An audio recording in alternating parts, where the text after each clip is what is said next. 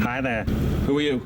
I'm old Greg. What's better than putting your bait on a hook, casting out, and catching a really big fish? Well, putting bait on a hook, casting out, and then casting spells at a really big fish, ravaging its HP until it can finally be caught and brought aboard. I've long been a fan of fishing mechanics in games, whether it be Final Fantasy 15, Stardew Valley, Persona 4, or even the very first time I experienced this combination in a game called Legend of the River King back on the original Game Boy.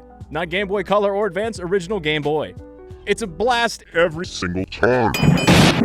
Look, you're leveling up your skills. You're getting new baits, you're getting new hooks, reels, lines, you're completing your catch collection. It's like a good cup of coffee. It's a great grind. But whenever I can blast a fish with a beam of light while parrying and dodging the fish's attacks at me, well, you have my attention.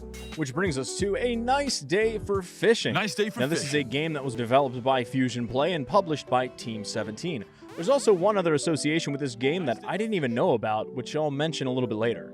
Now, before we go any further, I should let you know this is a first impressions video. I'm going to be spoiling a lot of the early game, especially in terms of the basic premise and story, and getting into some of the game mechanics from the first few hours of the game. I'd say I'm about halfway through it, but this video is not going to quite cover all of that. More just the first few hours.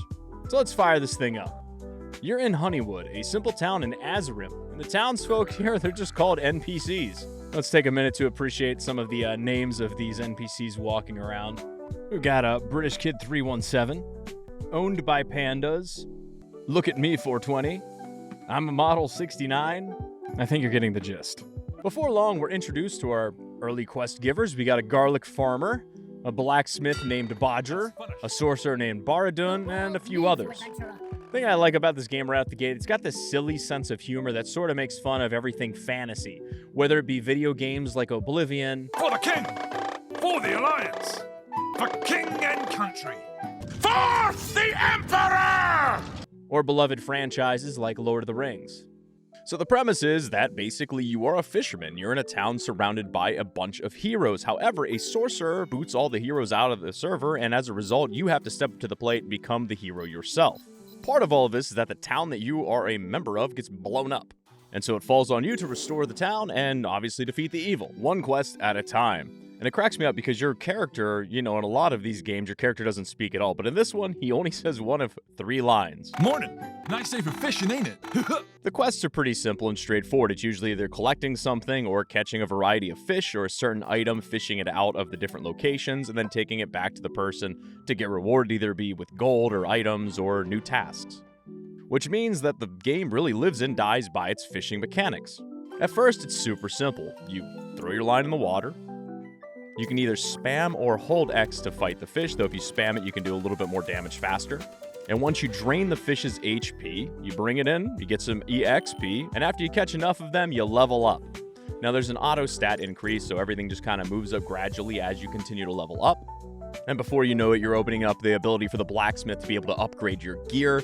You have this little map that shows you where to head, generally speaking. It puts these little circles around where exactly you need to go, as well as a quest log. Although you're really never going to have more than 1 or 2 quests at a time, it's still a nice little feature.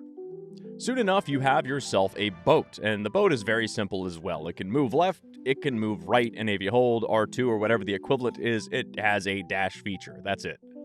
The fishing, though, the actual mechanics of the fishing start getting a little bit deeper. So at first, it's just press X to attack, but now we can either hold circle to do a defensive move, like holding up a shield, or you can time holding circle to do a parry. And basically, if you hold it the entire time, so you know you're not going to get hit with the full force of the fish's attack, it does a certain amount of damage, but if you can do the parry, it does a reduced amount of damage.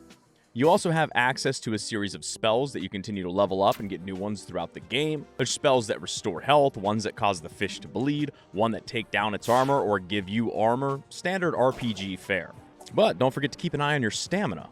Now, another thing that's nice too is if that you lose a battle with a fish, worry not. Your health will restore after the battle, and there's really no punishment for losing a fish other than you lose the bait and you gotta try again. Some fish have different spells you gotta watch out for, and some of them require special bait. So the core loop of the game is you're using your magnet lure to catch treasure, you're completing quests, you're getting gold, you're leveling up, you're selling fish, you're getting the gold to buy new rods, you're buying silly hats, you're buying rings that boost your stats, you're collecting bait, you're getting new spells, you're encountering new fish types and showing your catches to the local fish statue. Using simple tactics and some patience to beat fish in battle, you're traveling back and forth and back and forth. You're running into the occasional boss fight, unlocking new areas, rinse and repeat. That's a pretty decent time. In regard to the magnet that you can use to catch treasures, there's also been a couple sections where they have like currents that come through and it's sort of like a puzzle where you have to time how you get the magnet through the currents in order to get to the treasure that you're trying to get to. And there's also been a few minor platforming sections.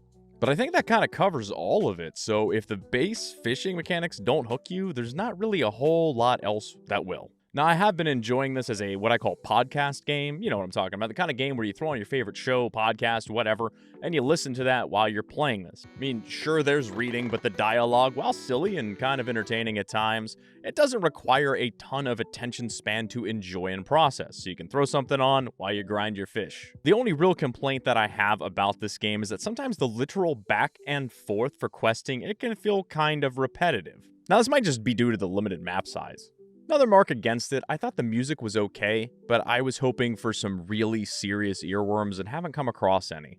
Now, if you know the team that's involved with this game, Viva La Dirt League, I had never heard of them before I bought this game. I saw the trailer for it and I was like, that looks cool. And then somebody mentioned, hey, that's actually from these guys, you should go check them out. So I did. They're pretty darn funny. They do a lot of parodies and joke videos that are super professionally made about gaming culture and even more. Absolutely worthy of a sub. And as I mentioned earlier, their sense of humor is present in this game and it adds a very necessary bit of levity. Now, at the time of recording this video, I'm about 80% through the game. And while it's not a skyship, which would be a perfect score on this channel, it's still pretty fun overall. Obviously, your mileage is going to vary depending on how much you like the core fishing mechanics, as the game more or less relies fully on them. As I've mentioned, while they are better than some fishing games, I could see some gamers finding it justifiably lacking. For 20 bucks though, or if you can catch a sale, I think it's worthy of your time. It is indeed a Nice day for fishing.